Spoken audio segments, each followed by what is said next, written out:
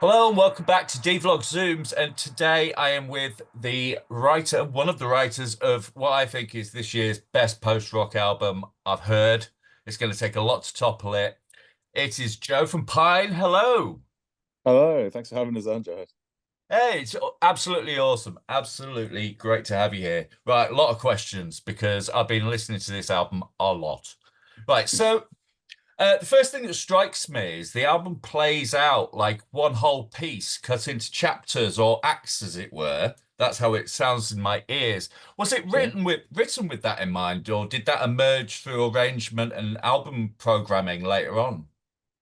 Um, so we always kind of like write with the bigger picture in mind. And even though like when we started, we just had like the first track as like one complete piece, and it was like that could sort of stand alone, but it felt like it was moving into something else. And then when we'd written, because we write sort of like parts at a time, when we wrote the next one, which ended up being the third track, it felt like it didn't quite flow out of that first one and in.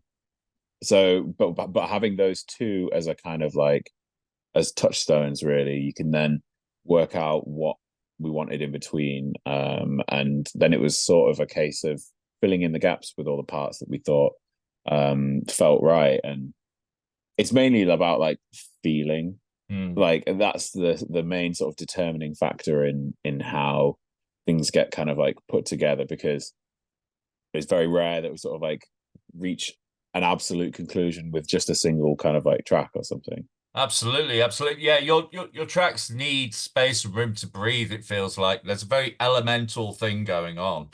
Oh, thank Um, you. You have a string section joining you on this record, with remarkably with another friend of mine, ex-Dawn Raid man Simon Barr joining you on his beautiful violins, and you've got cello in there as well, and Yeah, Maggie.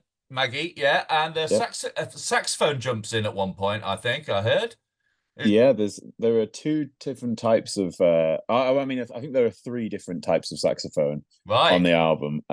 There's an a soprano sax played by a guy called Nick Coleman, who's a drummer in a number of like bands. He was in a band called Hammers, which Hmm. everyone needs to go and check out. Right. Um, they, but yeah, this is a far cry from what Hammers sound like, Hmm. and he's playing a totally different instrument. But they add like a really kind of like different sort of like timbre to the Hmm. sound. It's not something that you kind of hear all the time, and with one of the whole points of the project is to kind of like open it out to people to do, if they wanted to play an instrument that they haven't played themselves for like a little while or whatever. It kind of like is an open door for that sort of opportunity when we can make it work. Right. So yeah, we just sent Nick a couple of the tracks, and he did these insane sort of soprano sax solos, and I was Yeah. like, right, this has to go in. Oh yeah. um and we'd always had strings on all of the recordings, and always kind of like write with those in mind. Hmm. There's two sort of violin players that played on the album, that for life reasons, like having children and having like very busy careers and solo acts themselves, don't get to perform with us that often. But Claire Northey and Robin Coob both like recorded the sort of like string parts on this, and then obviously Maggie, who does play with us live like regularly, she wrote and recorded all the cello parts with us. So it Hmm. all started to sort of like come together. We left like space for those within the songs, knowing, and like I had like a couple of demos where it was either a terrible sounding MIDI Hmm. string section, Yeah. or like a guitar part playing what I would sort of like hope them to do. But Hmm. I like it most when you get these amazing musicians and you kind of just give them the floor. It's like Absolutely.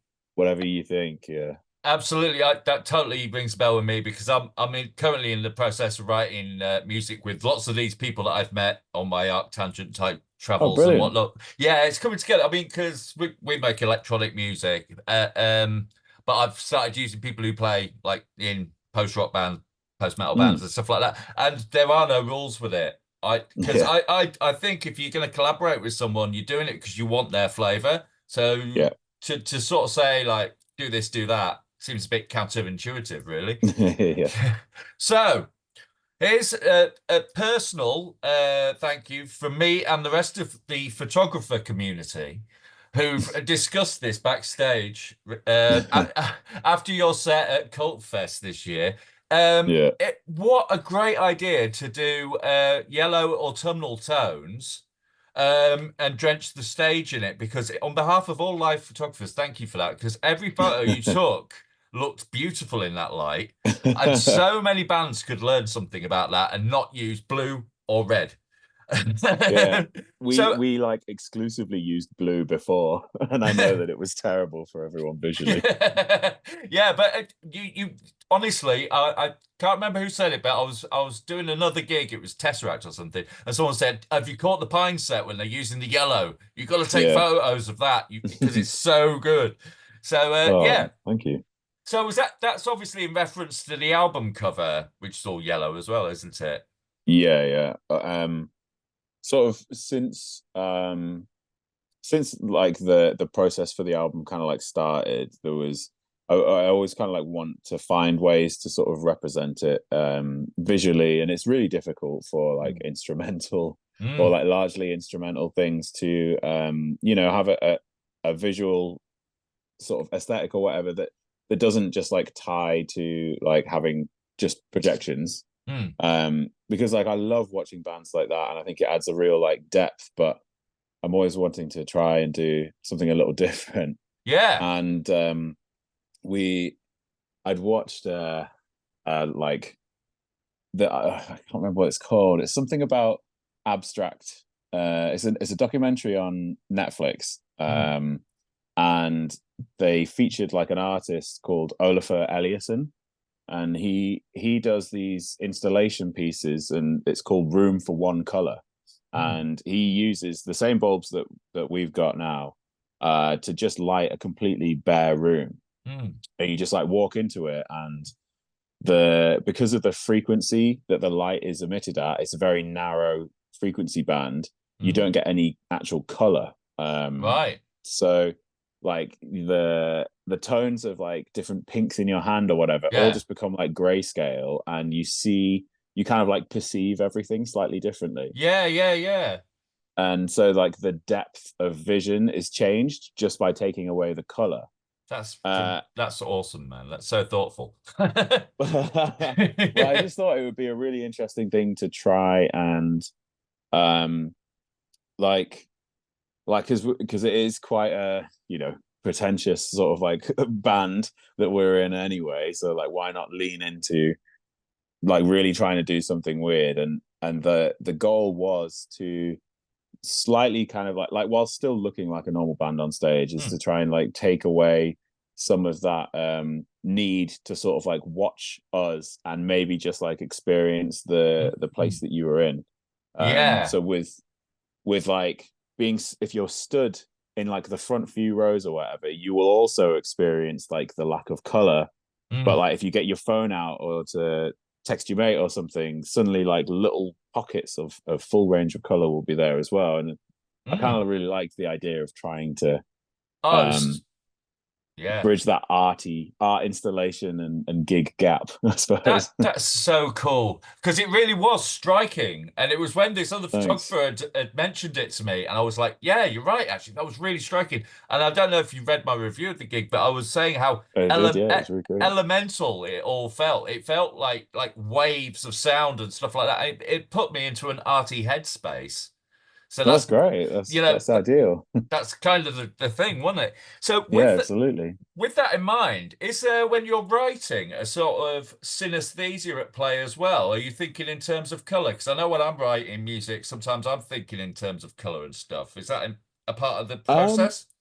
it's not really, but I know quite a few other people who have very strong sort of like synesthesia Hmm. with the music that they make. There's Algernon Cornelius, who's like a sort of hip hop like rapper that Hmm. has worked with me in the studio a couple of times. Is a very sort of like color focus for a particular album, like Segundo, the one that he's just done, is very blue. And Right. then when we're kind of like, going through what the tracks are going to be like and what the vocals need to be like, it's very, okay, I can get into that sort of headspace. But Mm. I don't necessarily have that myself. I Mm. think it's something that maybe um as the record or whatever is kind of coming into full focus, as we're kind of getting a bit more realized, you start to like, all the ideas will sort of fall into place. Yeah, yeah, um yeah. I often think it's a bit like an ice sculpture, when you see like just a big block of ice and you just chip away at it and chip away at it, or yeah, it just starts taking form. yeah, I that's always good. think writing an album's a bit like that. Right, Yeah. so although the album is instrumental, there are vocal samples in there that hint that there might be an underlying narrative. Is this the case? As I know, from being in an instrumental act myself, like naming tracks can be tricky. So Mm. do you come up with a narrative to kind of link things together, even if it's an um unspoken one? yeah, there will be like, because all of the music that we've written has been sort of a reaction to like very personal kind of like experiences, and Mm, this was very much an exercise in trying to kind of like, even if you're at your sort of like lowest, like mm, being positive, or trying mm. to kind of like look up and get a different perspective on how everything is for you. And all those things started to sort of like come together. And our old drummer is like a fantastic writer, and had like written some little like short poems and stuff, Mm, and wrote some parts based around like phrases and words that we'd all sort of like pooled together, mm. that started to kind of, it was like mood boarding or something, just Nice. like lots of words that sort of meant what we were trying to get across, because it was a lot more abstract than That like our sounds, last record. yeah, that's really cool. So what, you'd have a word and then you say what that feeling would be, and then you try to do it with music, kind of, sort of. Sort of, yeah. There'd be there was like a Google document of just like phrases and things, and it was like, oh, I've got this riff, and like that's probably like around like these sort of things. And then Mm, the actual spoken word bit was kind of written and as a whole, mm. around the time that we'd finished like the music for the first track, and that Right. gave us like a very good kind of like big picture for Yeah. how everything's going to go. Yeah, it sets it off really as an introduction, sort of. It just kind of sets the scene. It's beautiful. It's really cool. Do you find that because obviously if you're writing instrumental music, it's a whole different headspace to verse, chorus, all that business. Do you find that challenging or more liberating? I, I, um yeah, how do you find it?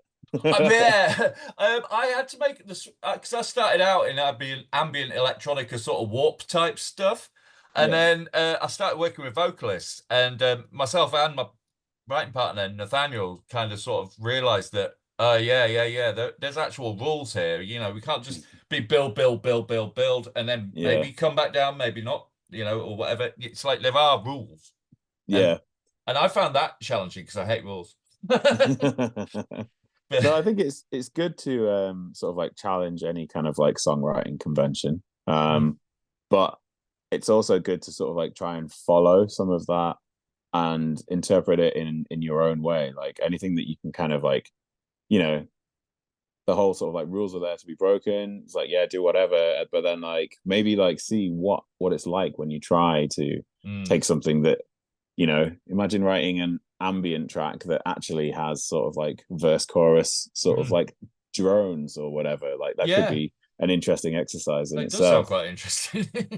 um, but we've got a bit of both on this record. I feel like there's the first track is very not traditional sort of like song structure. Mm. It's a lot more loose and just like rhythmic based. But like the like track three, the first one that we'd sort of put out, that actually did come from having a sort of set structure, and trying to kind of write within those sort of like conventions a little bit more. Mm. You're quite a collaborative act, and you've done stuff like Bosk and a few other bits and pieces. And like, who would you say was well, if you had to choose, are there any favourite times that stick out when you've collaborated particularly successfully? Um, I think so. The real like collaboration is the Curtis Metal Hands one. That's been Yes, our like I was getting onto sort of yeah. It's that. like the most rewarding one, and it's it was just like from a lovely place, and the whole process was like amazing. Mm, The other kind of like collabs that we've done have largely been like sort of either friends of myself or the studio or whatever, just like reaching out and asking if we could do a version of their song, and then we'd work together to kind of like pinpoint that. So that's sort of what happened with the Bosk one. mm. And we also did one for a Russian band called Antithic, Oh yeah. um, who were on the same label that we were a few years back. And that was one that was like really fun for us to do because we were interpreting like a largely electronic um kind of like band with our strings and Mm. sort of like guitars and drums, and trying to kind of lock into these weird arps that they'd all had programmed and things like that. And I found that like amazing to do. Yeah, So I'd love to do more things like that as well. I have a absolutely. few like dream collaborations in mind, but Mm. don't know how we can make it happen. A lot of the time, careful what you wish for because you end up waiting ages for things. Yeah, But yeah, while we talk about Kirsty's Metal Hands, I see you're returning to Arctangent this year. Um, can't wait. there was jokes last year that they had to play because you had a new song. Yeah, Right? Is that the case this year? Is there a new song? uh, it's the same new song. We just maybe we'll be slightly better, or maybe we'll be slightly worse at playing it this time around. We Yeah, it's really hard to kind of like get it together in the same room, Mm, and get enough time to sort of like do these kind of actually critique ideas or go mm, through things. And as much as we love it, like Tundra are huge, yeah. and they're kind of like been away on all these amazing exciting tours, and now we've finally got a record out and we've had a few sort of runner shows ourselves. The kind of time to Mm. work on it is very limited. Yeah, um yeah, yeah. but I've taken to writing on Zoom a lot these days. Oh, nice. Yeah. Yeah, so looking forward to that set. It really does look that night is a bit of a mates fest, isn't it? Let's face it, Yeah, it's like going to be amazing. with Din and oh yeah, all those guys, yes, absolutely. Hidden Mothers, Hidden Mothers who are about to drop. Host Body. Yeah, host body. There's so Yeah, much. I mean, yeah. I've got a couple of festivals to do before I get there.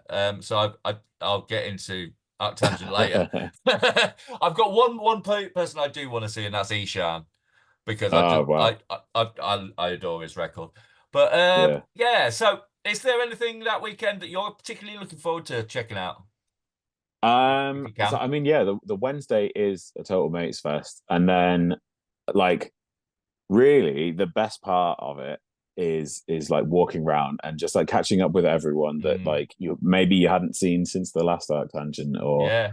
um or just like getting the chance to kind of witness these like incredible sets Mm, like from minute to minute. It's like yeah. you could almost like not go to any other gigs for the rest of the year and get Totally your agree. fill in those like 4 days, because Yeah. everything is incredible to watch. And Oh yeah. like It's obviously Meshuggah. Oh well, That's the yeah, yeah. That's gonna rattle our brains. But yeah. yeah, I always think like if my Spotify playlist came alive, it would be Arctangent because it's literally I want to watch everyone, but Yeah, I've got to work. You yeah. know? But yeah, it's magnificent festival. It's my easily my favorite. Not to say I don't love the other ones. I'll still come and do the thing. Right, with that in mind, what else have you got going on this year? Are you off on tour with Pine at all? Is there any more? Yep, we've got a handful of shows coming up over the next couple of months. Mangata Festival in Oh yeah. Nottingham, which should be really cool. Hmm. And then a show like an all dayer in Sheffield Cool. in September. There's maybe a couple of other things that are still to be announced, and then the main thing that the year is building towards is about like 10 days or so with Sugar Horse and Hippotractor. Oh wow, that'll be great. Yeah, which Yeah. is going to be really cool. Like it's a kind of three-way co-headline sort of thing. Mm, So we're just rotating the headliner each night. mm. Um, which logistically is probably going to be a nightmare, but Yeah, it'll be well, interesting. Yeah, well, that's all we can ask for is be interesting. But it'll be it does interesting. feel, especially, mind you, I said this last year, but it feels even more so this year that a lot of the bands that like you knew were going to do great things are all sort of paying off on their promises this year. It's like Sugar Horse. I think their next thing is going to be exceptional. Hidden Yeah. Mothers, New Dinner Celestial Birds. God, the list goes on. You've just delivered your bomb. And it just feels like the whole scene, like the post everything scene, as I call it now, because I'm sick of the titles. Yeah. It's just good music in it. Yeah. Everything seems to be like really, really coming into its own now. You know, like when you've Yeah. got bands like Sleep Makes Waves putting out incredible records and stuff like that. It's just Mm. it's so powerful at the moment. Would you agree?